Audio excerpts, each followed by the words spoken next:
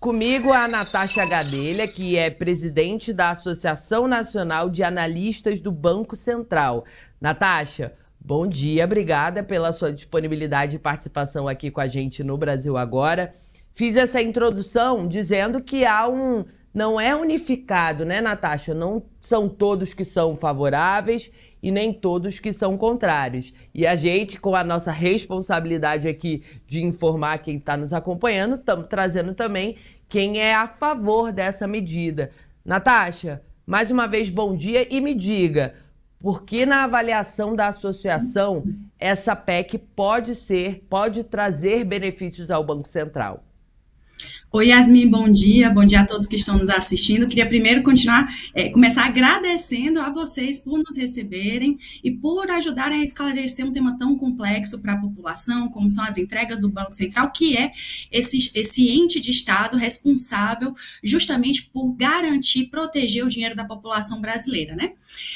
Eu queria começar dizendo que a gente é a favor justamente porque a gente entende que essa PEC ela é positiva para o cidadão brasileiro, justamente porque ela garante que o Banco Central dos próximos anos, das próximas décadas, continue protegendo o valor do cidadão, entregando mais benefícios para a sociedade, como foi o PIX, como foi o Open Finance, como está sendo o Drex, como estão sendo tantos projetos que têm sido tocados pelo Banco Central. E porque a gente entendeu, assim como a diretoria da casa e assim como o Congresso Nacional, né, a gente viu na última CCJ, na última sessão lá no Congresso, em que a gente viu que tanto os senadores de oposição quanto de governo mostraram esse consenso de que a autonomia plena do Banco Central é necessária, é positiva para essa instituição de Estado que é o Banco Central, para continuar tendo esse foco, principalmente no interesse público, no benefício, no bem-estar econômico da população, né? Eu tenho certeza absoluta de que tanto o relator, senador Plínio, quanto o autor, senador Vanderlan,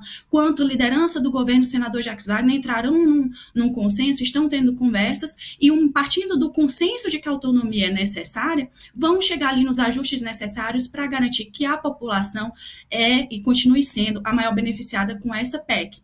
Eu acredito que hoje ficar contra a autonomia do Banco Central e esse projeto de emenda à Constituição, na verdade, é ficar contra a capacidade do Banco Central de continuar trabalhando e entregando esses valores que muitas vezes não são nem vistos pela população, né? Quando a gente fala de estabilidade financeira, de educação financeira, de inclusão financeira, muitas vezes não fica tão claro para a população, para o cidadão brasileiro. E ficar contra a PEC hoje, na verdade, é ficar contra essa evolução necessária, que é alinhada às melhores práticas internacionais e, inclusive, talvez até impedir que o Banco Central continue respondendo rapidamente a essa evolução de mercado que a gente tem visto. A gente tem visto muitas notícias sobre golpes, por exemplo, que nunca são, deixando claro que já sou da equipe do PIX, que não são falhas do sistema do PIX, são golpes relacionados à engenharia social e que o Banco Central justamente precisa dessa PEC para continuar atuando tempestivamente, rapidamente, para garantir que a população continue tendo informação necessária, a proteção do seu valor, tendo informação sobre golpes e tendo sistemas cada vez mais seguros para a população. Natasha, a pessoa ligou a televisão, colocou no YouTube, caiu de paraquedas aqui na nossa transmissão. Pegando o barco, se você pudesse explicar de forma muito simples o que significa, o que traz, porque a gente fala autonomia do Banco Central, mas autonomia para quê? O que essa PEC traz de autonomia?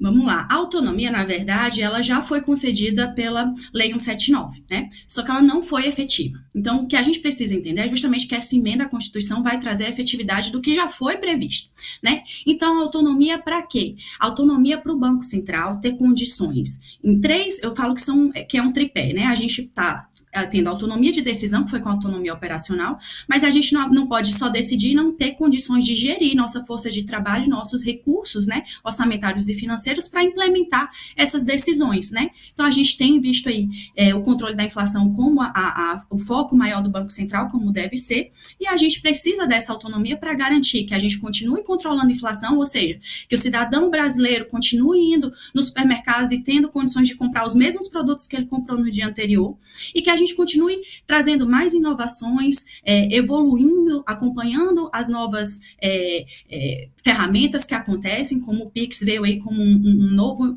meio de pagamento, para garantir que a população continue sendo beneficiada e tendo seu valor do dinheiro garantido, né? Então, a autonomia ela é necessária para que o Banco Central continue exercendo a sua função frente à população, trazendo mais projetos como foi o Pix, valores a receber é outro excelente exemplo, né? Dinheiro esquecido foi devolvido de forma gratuita pelo Banco Central via um sistema desenvolvido pelo corpo funcional dessa casa, para que a população tivesse acesso a esses valores que estavam esquecidos em instituições financeiras. Então, é para isso que a autonomia é necessária, para garantir que o Banco Central dos próximos anos continue tendo condições de executar a sua missão perante a sociedade. Natasha, uma das críticas ali que eu vi conversando até com pessoas que estão contrárias à medida é de que essa proposta de emenda à Constituição pode garantir super salários, tem essa coisa, né, dos super salários. Já tô vendo a sua cara que na sua avaliação não é isso. Então me explica, e explica para nossa audiência. Tem essa possibilidade? Yasmin, essa pergunta é muito boa. Primeiro, se a pessoa tiver interesse e quiser acessar o texto da proposta de emenda à Constituição, ela está lá na página do Senado, né, do Congresso Nacional, é muito fácil de acessar. E vamos começar pelo que está escrito. Lá não trata nada de salários, nem de servidores, nem de diretores, nem de comissionados, né, que é o que a gente tem visto aí sendo falado. Na verdade, a PEC ela vem trazer condições para o Banco Central executar a sua missão.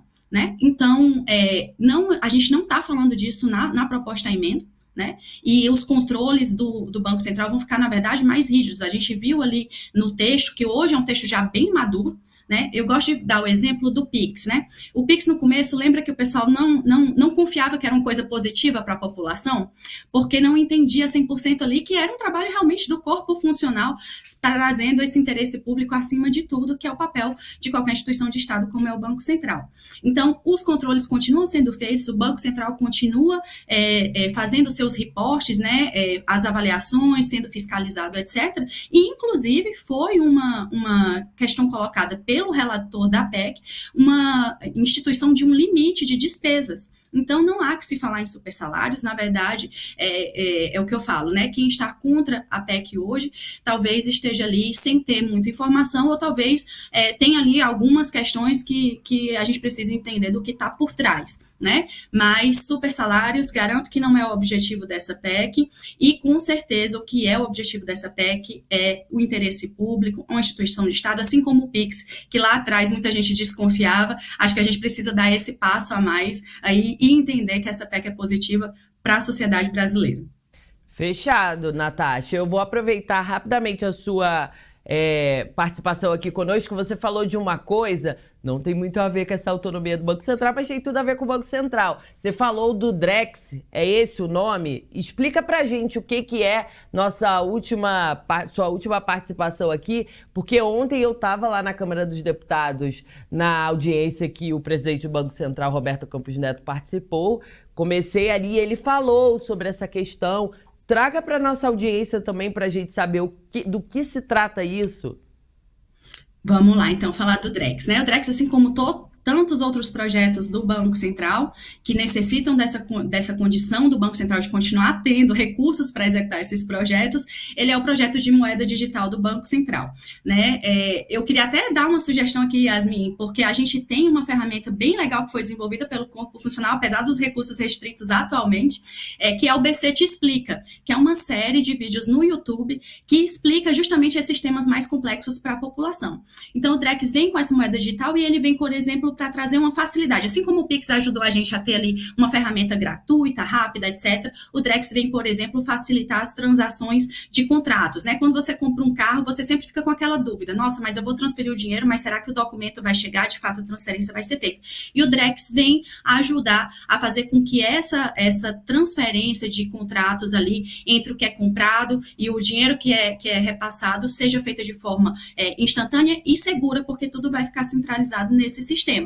Então, não há que se falar em ficar na dúvida, porque esse sistema vai garantir que uma parte só chegue se a outra parte também chegar, né? Então, gostaria aqui de reforçar a necessidade da população ter mais acesso às informações, e com isso a PEC traz essa pauta de Estado, do interesse público, de trazer cada vez mais benefícios. Eu sou do último concurso, assim, tenho um orgulho enorme de trabalhar no Banco Central, porque eu fiz parte da equipe do Pix, principalmente, mas também já fiz parte da equipe de pagamentos, de sistemas bancários, já fiz parte do monitoramento do sistema financeiro, que é um trabalho um pouco invisível ali do Banco Central, mas que é fundamental. Por exemplo, uma crise pode trazer prejuízos enormes, pode custar até quase 30% do PIB. A gente passou pela crise do Covid, né?